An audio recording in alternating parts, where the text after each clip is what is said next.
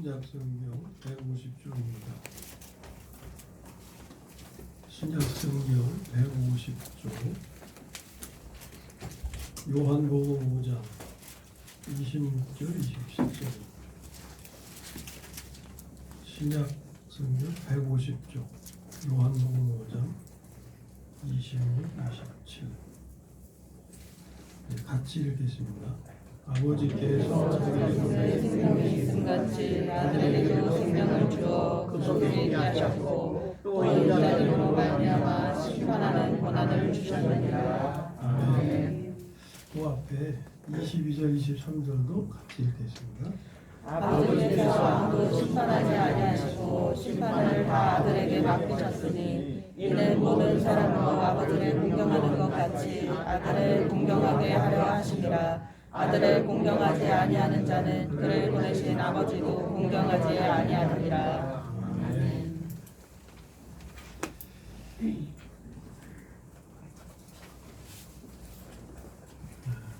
코로나 과정을 잘 인내하시며 가시는데 이게 평안하세요? 아니면 걱정이 많으세요? 평안하세요? 성경에 보면 그런 인사하죠. 여기 누가 찾아오죠. 평안하냐? 이렇게 대답은 평안하나이다 이렇게 인사하는 걸 보죠. 네. 오늘 함께 나누고자 하는 말씀은 인자됨에 관한 것인데 그것을 유일한 기적이다 이렇게 표현을 했어요. 본문에는 유일한 기적이라는 표현은 없는데 유일한 기적이다 그랬는데 지난 시간에 우리가 나눈 말씀 예수님에게 당신이 하늘로서 온 자인지 증표를 좀 보여달라 기적을 좀 보여달라는 거예요. 그때 주님이 뭐라고 그러셨어요? 내가 보여줄 기적은 뭐밖에 없다? 요나의 기적밖에 없다. 요나의 기적이 의미하는 것은 십자가와 부활의 삶이다. 그랬죠. 그러니까 여기서 유일한 기적은 요나의 기적을 의미하고 그것은 십자가와 부활의 삶을 의미하는 거예요. 이것이 인자됨을 이룬다. 인자됨은 무슨 뜻이냐? 쉽게 사람답게 되는 거예요. 사람답게 되는. 우리가 사람으로서 사람답게 되면 최상이죠. 최선이죠. 우리가 하나님이 되겠어요? 하나님이 되려고 하는 게 교만이죠. 루시퍼가 하나님과 같이 되려고 교만했다가 천사장의 자리에서 아주 밑바닥까지 곤두박질해서 사탄이 된 거 아닙니까? 우리는 사람으로서 사람다움을 회복하면 그게 최상인 거예요. 여기 인자됨이라고 하는 것은 사람답게 됨을 말씀하는 거고 성경이 우리에게 요구하시는 것은 사람답게 되는 거예요. 그리고 그 사람답게 되는 것을 보여주신 게 예수님을 통해서 보여주신 거예요. 그러니까 우리는 누구만 닮으면 돼요? 예수님만 닮으면 되고 예수님 가까이만 가면 하나님의 뜻을 이루는 거죠. 그러면은 어떻게 하신다고 합니까? 오늘 본문에서 예수님이 인자됨을 인하여 정말 사람답게 사심을 인해서 뭘 맡기셨다고 그랬어요? 심판하는 권세를 맡기셨다. 그리고 사람들로 하여금 어떻게 하시려고? 공경받게 하시려고. 이게 우리를 향하신 하나님의 뜻이고 기쁨입니다. 하나님의 자녀로서 우리가 사람답게 되어서 모든 사람들에게 공경받게 되기를 원하시는 거예요. 아멘. 아멘. 네. 오늘 제목의 의미가 바로 그렇습니다. 이 제목의 의미가 또 어떤 내용으로 우리에게 생명이 되실는지 함께 나누도록 합니다. 예수님을 믿는다고 하는 것은요, 물리적인 기적을 추구하는 것도 아니고 지식과 지혜를 추구하는 것도 아닙니다. 물리적인 기적이라고 하는 것은 병 고치는 일도 거기에 해당이 되겠죠. 암 환자를 낫게 해준다든지 또는 중풍병자를 고쳐주신다든지 이것은 병 고침의 기적이죠. 또 다른 면으로는 은사 체험도 그럴 수 있습니다. 방언과 입신, 통역 여러 가지 현장이 있죠. 신앙생활이라고 하는 것, 예수님을 믿는다고 하는 것은 그것을 추구하고 그것을 이루려고 하는 게 아니에요. 그것은 주님을 믿는 과정에서 필요에 따라서 나타나는 현상일 뿐입니다. 또 지혜, 지식을 추구하는 것도 아닌데 이 두 가지 점에 대해서 고린도전서 1장에서 말씀합니다. 유대인은 표적을 구하고 헬라인은 지혜를 찾으나 우리는 십자가에 못 박힌 그리스도를 전하니. 여기 보면은 세상의 그 시대에 세 개의 사람들을 세 부류로 나눴어요. 하나는 유대인, 다른 한 그룹은 헬라인, 그리고 또 다른 한 그룹은 그리스도인. 이게 되죠. 헬라인은 이방인을 지칭하는 것이고 유대인은 하나님의 백성을 의미했는데 그들과 다른 그리스도인이라고 하는 그룹이 또 생기게 됐습니다. 그게 오늘의 교회가 되는 거죠. 그런데 그 각각의 그룹이 추구하는 것이 뭐였느냐? 유대인은 표적을 구하고 이방인에 해당하는 헬라인은 지혜를 찾았다는 거예요. 그러나 그리스도를 만나서 구원받은 그리스도인들은 십자가에 못 박힌 그리스도를 전했다 하는 거예요. 여기서 우리가 할 일이 뭔지를 알게 되죠. 우리가 할 일은 뭐겠어요? 십자가에 못 박힌 그리스도를 전하는 겁니다. 기적을 추구하는 것도 아니고 지혜를 찾는 것도 아니에요. 여기서 지혜가 필요 없다는 것이 아니고 지혜는 세상 사람들이 말하는 지혜하고 하나님이 말씀하시는 지혜가 다르죠. 세상 사람들에게 있어서 소크라테스나 플라톤이나 이런 사람들은 지혜자죠. 그러나 하나님의 백성에 있어서 지혜자는 누굽니까? 그리스도죠. 그리스도는 하나님의 지혜요 하나님의 능력이다 라고 말씀하죠. 그것이 무엇을 의미하는지에 대한 분간도 이제 우리가 필요한데 일단 여기서 우리가 알고 넘어가셔야 되는 건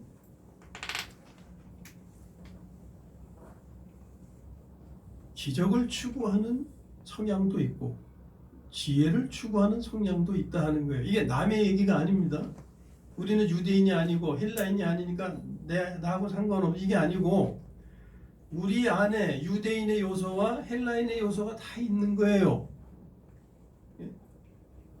다시 말하면 기적을 추구하는 면도 있고 지혜를 알려고 하는 지식을 알려고 하는 그런 성향도 있다 그 말입니다. 그런데 유대인에게는 꺼리끼는 것이요 이방인에게는 미련한 것이로되 뭐가? 십자가에 못 박인 그리스도가 오직 부르심을 입은 자들에게는 유대인이나 헬라인이나 이것은 개종한 자들을 가리키죠. 유대인 가운데서 구원받은 자, 이방인 가운데서 구원받은 자들에게는 그리스도는 하나님의 능력이요 하나님의 지혜다라는 겁니다. 유대인들이 기적을 추구했다고 말하고 있어요. 이것은 그들의 종교적 성향이었는데 신비주의는 이 범주에 속하는 거예요. 기적이 있어야 믿는다. 오늘 교회 안에도 이런 성향을 가진 사람들이 있다 그겁니다. 내 안에 그런 성향이 있듯이. 그런데 기적을 보고 믿는 믿음은 참된 믿음이 아니에요. 왜? 믿음은 그렇게 생기는 것이 아니기 때문에. 헬라인들은 지식과 지혜를 추구합니다. 이것은 그들의 이성적인 성향을 가리켜요. 이신주의는 이 범주에 속하는 겁니다. 논리적으로 증명이 되어야, 납득이 되어야 믿는 성향. 그러므로 이런 성향을 가진 사람들은 기적이나 계시를 믿질 않죠. 이 두 무리에게 그리스도의 십자가의 죽으심은 걸림이 된다는 겁니다. 유대인에게는 꺼리끼는 것이었고 헬라인에게는 미련한 것이었어요. 왜 꺼리끼는 것이 됐느냐? 하나님의 아들이 자신도 구원치 못하는 주제에 남을 어떻게 구원해? 이런 생각이죠. 헬라인에게 미련하게 보였다고 하는 것은 저들의 눈에 십자가의 죽음은 미련한 것입니다. 예? 순한 양같이 도수장에 끌려가는 것, 저항 한 번 못하고 죽음에 이르는 그런 모습은 그런 미련한 자의 모습이었다. 그들의 생각은 뭐냐면 왜 바보같이 말도 못해? 입이 없어? 우리가 할 말이 없어서 말을 안 하는 게 아니죠. 말할 줄 몰라서 안 하는 게 아니죠.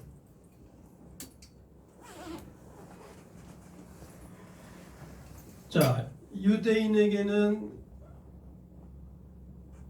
꺼리끼게 보여지고 헬라인들에게는 미련하게 보여지는 십자가에 죽으신 그리스도시지만, 그러나 그분이 믿는 자에게는 뭐가 된다고요? 하나님의 능력이요, 하나님의 지혜였다. 하나님의 능력과 지혜를 말씀하는 것은 구원에 관한 문제입니다.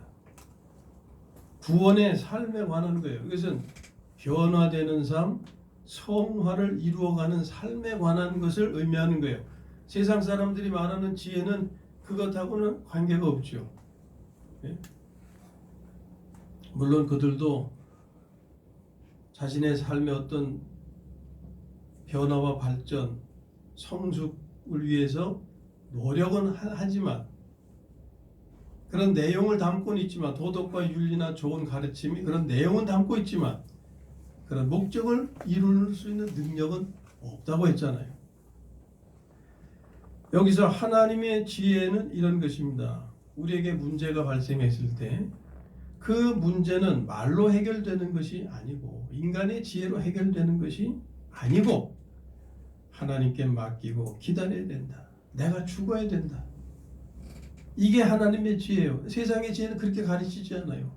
참지 마. 할 말 해.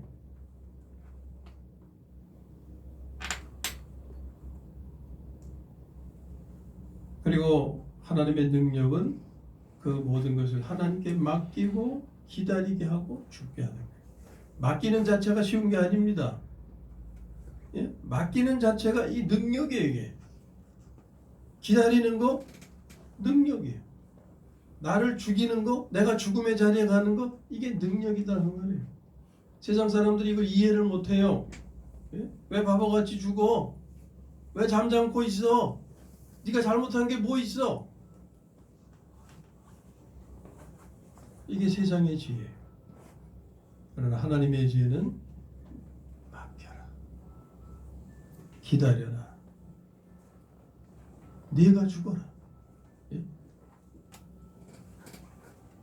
이건 무엇을 위한 겁니까? 인격의 변화를 위한 거예요. 자기의 변화를 위한 거예요. 여기에 문제 해결이 있는 것입니다. 예를 들면 제가 종종 말씀드리기도 하는데, 부부간의 문제, 부부간의 문제. 문제가 생겼을 때 깊이 생각합니다. 왜 이런 문제가 발생할까? 내가 잘못했을까? 저 사람이 잘못일까? 따져봐요. 내 잘못도 인정하지만 상대방의 잘못도 분명히 있어. 나도 고쳐야 되고 같이 고쳐야 되니까 대화를 통해서 풀어보자. 이렇게 생각을 합니다. 깊이 생각하는 거죠. 지혜, 나름대로 지혜를 짜는 거예요. 어떻게 풀어가야 되나, 어떻게 얘기를 해야 되나. 그래서 결론을 내리고 회복을 시도합니다. 그런데 웬걸 결과는 자기가 내린 결론대로 되는 것이 아니고 엉뚱하게 진행이 되고 엉뚱하게 결론이 돼요. 대화라는 게 말로 이루어지는 것인데 말을 하다 보면 감정이 섞여 버려요. 그러면은 상대방의 마음을 핥히게 됩니다. 상처내게 돼요. 그러면 뭐 소금 뿌리듯이 그냥 금방 반응을 하죠. 그래서 대화가 안 되는 거예요. 대화가 삼천포로 빠지게 돼요.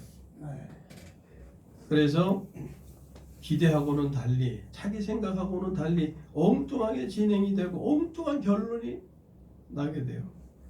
상대방을 진정시키고 대화로 문제를 풀어서 회복을 이루고 화목과 화평을 이루기를 원했는데 상대방을 더 화나게 만들어 버려요. 그래서 원치 않은 결과가 되어집니다. 그래서 시작 안함만 못하게 돼요. 처음보다 더 나빠져. 그것을 한두 번 겪는 게 아니에요. 그런 착오를 계속 되풀이 하는데도 그걸 멈추지 못하고 해결을 못해. 그러다가 얻은 해답이 하나님의 말씀이었습니다. 욥기서 42장 3절 말씀이에요. 무지한 말로 이치를 어둡게 하는 자가 누구냐? 나는 깨닫지도 못한 일을 말하였고 스스로 알 수도 없고 헤아리기도 어려운 일을 말하였나이다. 이게 답이더라고요. 자기는 안다고 생각하고 이렇게 하면은 문제가 풀려지겠지라고 시도를 하지만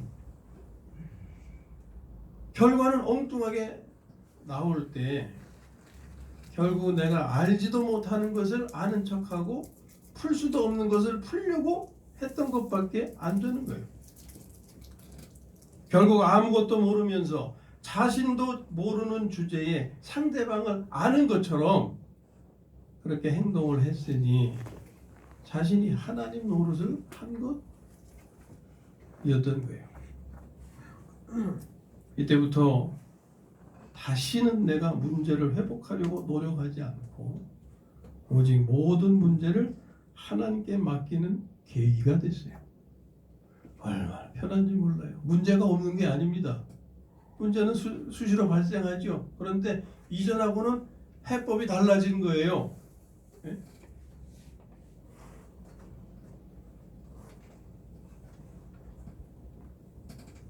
하나님께 맡길 때 우리가 반드시 실행해야 되는 게 뭐겠어요? 생명을 바꾸는 기도. 주님, 제가 또 어리석게 이런 상황에 직면했습니다. 네? 제 실수로, 제 허물로, 제 무지함으로 또 이런 상황을 만들었습니다. 주님, 용서하시고 불쌍히 여겨주시고 이 상황을 주님께서 감당해 주세요. 저는 감당할 수가 없습니다. 지난날에는 수없이 자기가 감당하려고 했다가 곤욕을 치렀잖아요.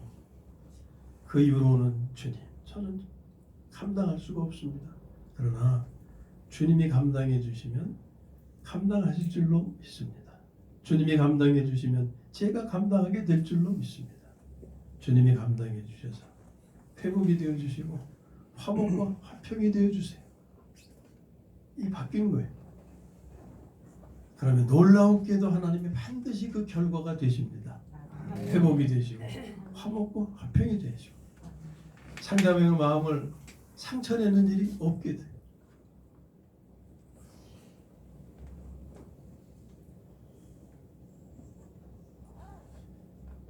기적 체험과 지식을 아는 것, 우리가 성경 공부가 바로 거기에 해당이 되는데 이런 성경 공부가 사람을 변화시키지 못해요. 오직 그리스도만이, 그리스도는 새 생명이잖아요. 우리의 생명이 되신 분이잖아요. 우리의 구원자가 되셔서 믿음의 대상이 되셔서 그분을 믿어서 구원받지만 구원받은 이후에는 그분이 우리 안에서 어떻게 역사하십니까? 생명으로 역사하시잖아요. 그 그리스도, 새 생명, 살아계신 하나님, 사신 인격만이 사람을 변화시킬 수 있는 거예요. 기적 체험이나 성경 공부는 필요 없다는 게 아닙니다. 그 자체가 목적이어서는 안 된다는 거죠. 그것은 그리스도에 이르는 과정이어야 됩니다. 곧 기적 체험과 성경 공부를 통해서 반드시 그리스도를 발견하고 그분을 자신의 생명으로 취해야 한다 하는 거예요. 그렇지 않으면 그것은 아무 소용이 없는 일이고 그것이 오히려 생명에 이르는 길을 가로막아요. 방언이 우리에게 필요합니다. 방언기도. 방언기도가 필요하지만 반드시 방언을 해야만 되는 건 또 아닌 거죠. 하나님이 주시는 은사는 누구 마음대로? 하나님 마음대로. 그게 우리의 신앙의 목적이 돼서는 목표가 돼서는 안 된다 그 말이에요. 하나님의 목적과 목표를 이루는 일에 그 과정에 있어서 필요한 수단으로는 그게 있어야지만 그게 목적이 돼서는 안 된다. 그것이 목적이 될 때는 하나님의 뜻을 그르치게 된다 하는 거죠.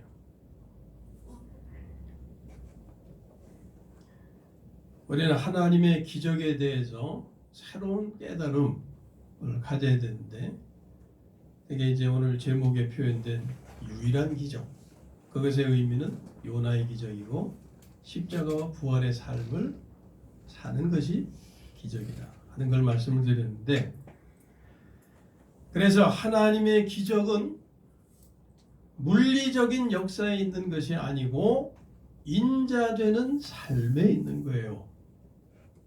인자되는 삶이 뭔지를 아셔야 되겠죠. 그죠? 인자되는 삶이라고 하는 것은 뭐냐면 사람 되게 되는 거라고 그랬죠.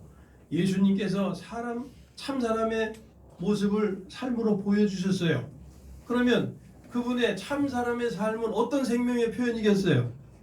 하나님의 생명의 표현이죠. 이제 그 인자됨, 사람다운 모습이 우리의 삶에서도 이루어져야 된다 그 말입니다. 그러면 우리로 하여금 사람다운 삶을 이루게 하는 생명은 어떤 생명이겠어요? 역시 하나님의 생명이죠. 그래서 인자되는 삶을 이렇게 말할 수 있는 거예요. 예수님에게 있어서는 하나님의 생명으로 참 사람의 삶을 이루는 것이었고, 오늘 우리에게는 하나님의 생명으로 변화의 삶을 이루는 것입니다. 그것을 말씀한 게 요한복음 6장 57절이죠. 살아계신 아버지께서 나를 보내시며, 예수님 말씀입니다. 내가 아버지로 인하여 사는 것 같이. 이 무슨 뜻입니까? 하나님의 생명으로 사셨다는 거죠. 예수님께서 하나님의 생명, 아버지의 생명으로 사신 것 같이 나를 먹는 그 사람도 누굽니까? 그리스도인들이죠. 나를 먹는 그 사람도 나로 인하여 삽니다. 그분의 생명으로. 그분의 생명은 하나님의 생명이셨잖아요. 그죠?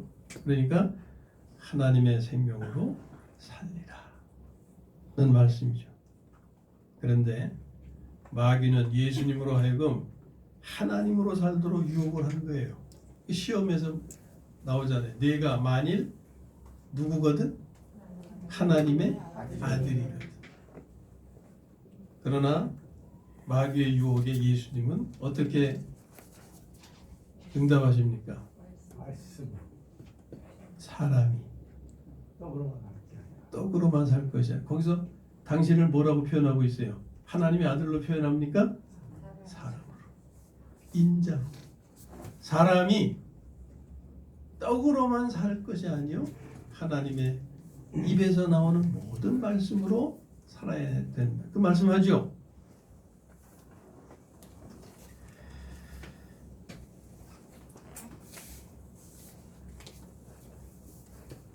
그분이 사람으로서의 삶은 하나님의 생명으로 사신 것을 요한복음 6장 57절에서 이미 우리가 확인을 했습니다. 유대인들이 예수님께 기적 보여주시기를 요청을 했지요. 그때 예수님은 이렇게 말씀하셨죠. 내가 보여줄 기적은 요나의 기적뿐이다. 요나의 기적의 의미를 우리 다 나눴습니다. 그래서 예수님의 십자가의 죽으심과 사흘 만에 부활을 상징하는 것이었다 그랬죠. 이 십자가와 부활은 변화를 이루는 능력이다 그랬습니다. 이것이야말로 참된 기적이요, 기적 중에 기적, 기적 중에 기적, 유일한 기적. 거꾸로 지금 말씀하는 거예요. 유일한 기적은 뭐가 되는 것? 뭐가 되는 것? 참사람.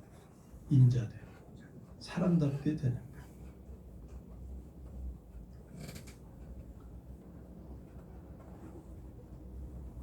지난번 말씀 중에 혈루병 여인에 관한 말씀 기억나십니까? 혈루병으로 고생하던 여인이 어떻게 낫어요? 예수님 옷자락만 만졌는데도 낫어요. 그랬는데 그 예수님을 생명으로 취했다면 어땠을까? 그런 말씀했죠. 네? 인슐린을 예를 들었잖아요. 인슐린이 부족하면 당뇨가 발생하나요? 그래서 인슐린 주사를 맞아야 되잖아요. 내 안에서, 내 몸에서 인슐린을 잘 생산해서 건강을 유지한다면 당뇨 같은 병을 넉넉히 이길 수가 있죠. 그런데 내 안에서 그런 것을 어떻게 생산할 수 없으면 외부로부터 도움을 받아야 되잖아요. 그게 주사 맞는 거죠.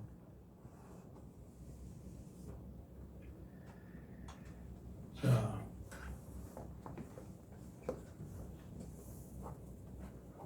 예수님의 옷자락만 만졌는데도 혈루병이 나았어요. 그것은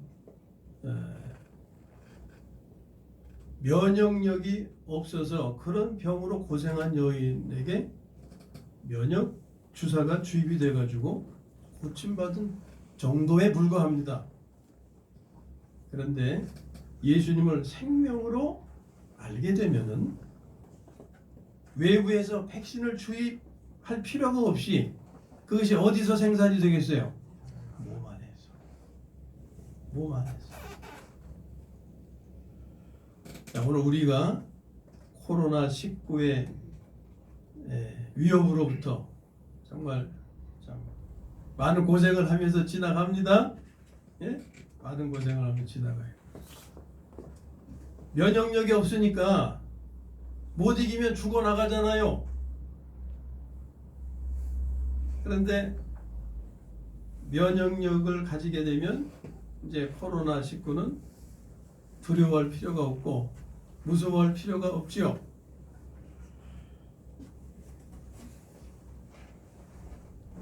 자, 그 코로나19를 이길 수 있는 면역력 어디서 오겠어요?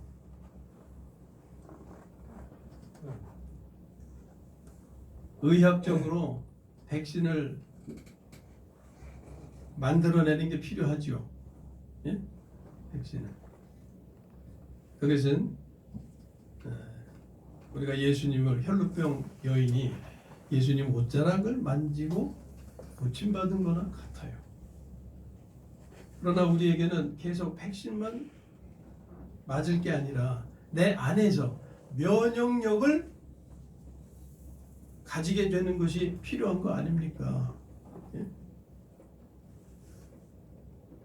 오늘 우리가 그리스도의 몸 안에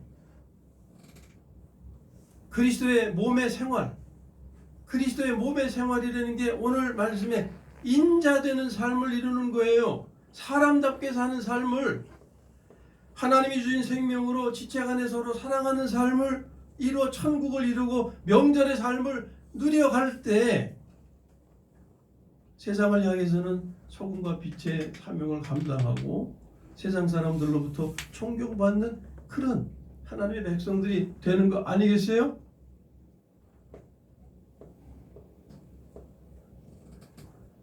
오늘 우리가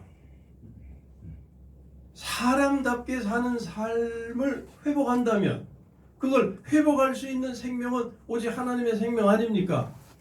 그 생명으로 사람답게 사는 삶을 우리가 회복해 간다면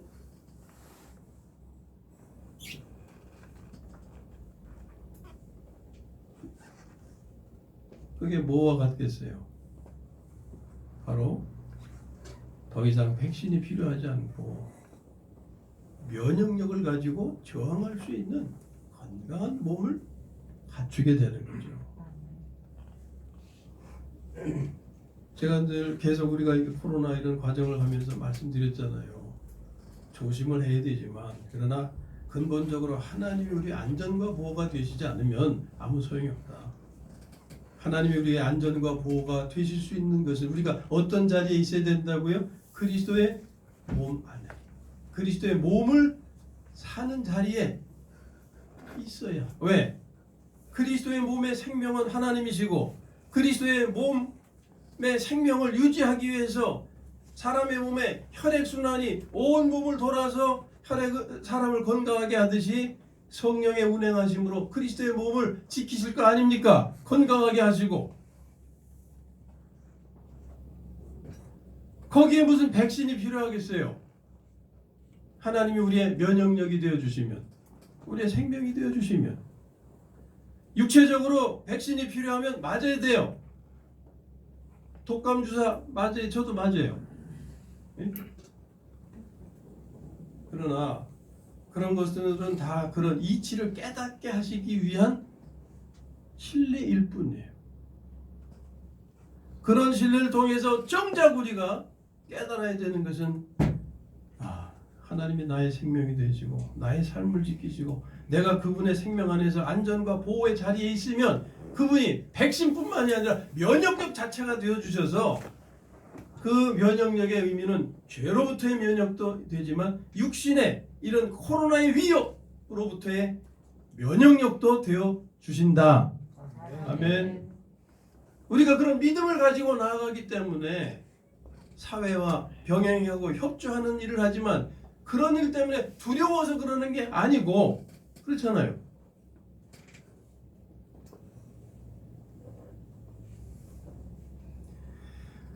오늘 우리가 평안하고 자유할 수 있는 길이 무엇인지 그런 삶이 어떤 것인지를 말씀하는 것이 인자됨에 관한 말씀이에요. 사람답게 되어지는 것. 하나님의 백성이 하나님의 자녀가 사람다운 삶을 회복해 가는 것. 그것이 가지는 의미가 무엇인지를 그것이 누리는 축복이 무엇인지를 말씀하시고 깨닫게 해주시는 거예요.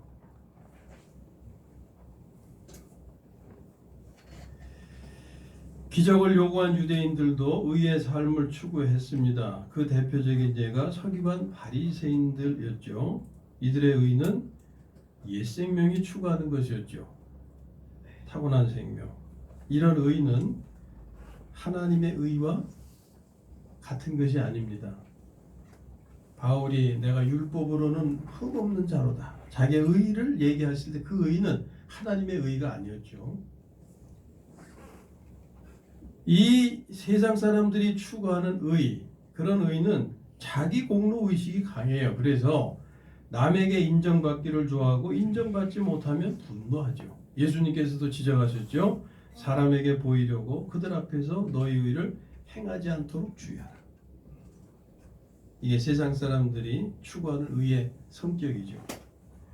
이런 의는 인정받지 못하면 분노합니다. 그 대표적인 예가 아브라함의 아내 사라였어요. 남편의 부사를 잇는 일로 여종 하갈을 선대했지요. 말하자면 종을 첩으로 이렇게 격상시켜줬다는 거예요. 근데 하갈은 잉태하자 여주인 사라를 멸시했어요. 배은망덕한 거죠. 사라는 분노하여 하갈을 학대하였고 하갈은 도망을 갔어요. 이것이 옛 생명의 성향입니다. 선대, 좋고 분노는 나쁜 것으로 우리가 그렇게 이분법으로 판단할지 몰라요. 그러나 선악과의 의미가 뭔지를 아신다면 선악과는 선과 악의 열매가 한 나무에 달린 거죠. 우리의 삶에 있어서 사라가 하갈을 이렇게 높여준 것 선대지요. 그러나 그 선대하던 하갈에게서 자기가 기대하던 것을 얻지 못하자 분노로 바뀌었어요. 차라리 선대하지 않으면 못한 거죠. 그러지 않았으면 그런 분노도 갈등도 없었을 텐데, 이 선대와 분노라고 하는 삶이 같은 뿌리의 열매인 거예요.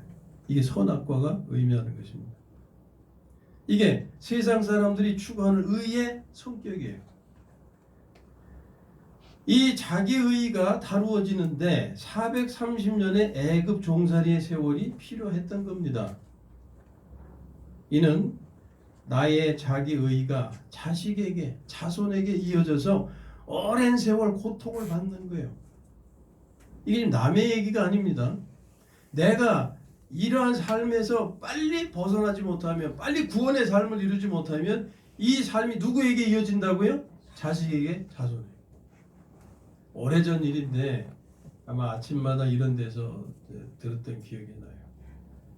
그 방송인이었는데 이름은 제가 모르는데 여러분들도 다 잘 아실 거예요. 근데 그분 말씀이 어머니가 그렇게 약을 많이 드셨대. 아프니까 약 먹을 수밖에 없지 뭐 어떻게 해요. 저희 고모님도 보니까 약봉지를 이렇게 차고 다니시면서 골라 드시더라고. 저희 고모님도 돌아가셨지만. 근데 이제 그 어머니의 경우가 그랬나 봐요. 이 약줘야 그냥 머리맡에 이렇게 해놓고서 약을 드시니까 그 딸이 화도 나고 뭐 그랬겠죠. 하여튼 그걸 어머니 이해 못하면 핀잔주로 그래. 아이고 그렇게 드시지 말고 수저로 퍼드셔 그랬대. 하도 많이 드시니까 수저로 퍼드셔 그래. 근데 세월이 지나서 자기가 그렇게 되더래. 자기가. 남의 일이 아닌 거예요. 이게 이어지는 거예요. 제 경험도 그래요. 아버지가 성격이 그냥 불 같으시고 막 혈기도 많으시고 그래서 나는 이 다음에 크면 절대 우리 아버지 같이 안 돼. 그랬는데 어느새 제가 아버지 모습 같이 살고 있더라고요. 네? 이게 참 안타까운 거죠.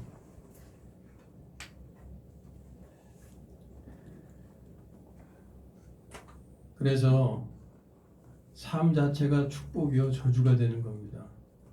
그러므로 우리는 이 저주의 고리를 끊어야 하는데 이 저주의 고리는 이미 그리스도 안에서 끊어졌다고 말씀하잖아요. 이게 복음인 거예요. 그리스도 안에서 하나님이 이미 끊어주셨다. 끊어주실 거가 아니다. 주실 것이다가 아니고 끊어주셨다. 이제 그것을 나의 삶이 되게 하는 게 하나님의 복을 실제 되게 하는 거라고 말씀드렸잖아요. 그리스도 안에서 끊어주신 것을 나의 삶이 되게 해야 되는데 그리스도 안에서라고 하는 표현의 의미가 뭐냐면 새 생명의 삶을 뜻하는 거예요. 그러니까 새 생명의 삶만이 저주의 고리를 끊을 수 있는 유일한 길이다. 오늘 이 말씀 중에서 29절에 악한 일, 선한 일 이런 표현이 있어요. 예?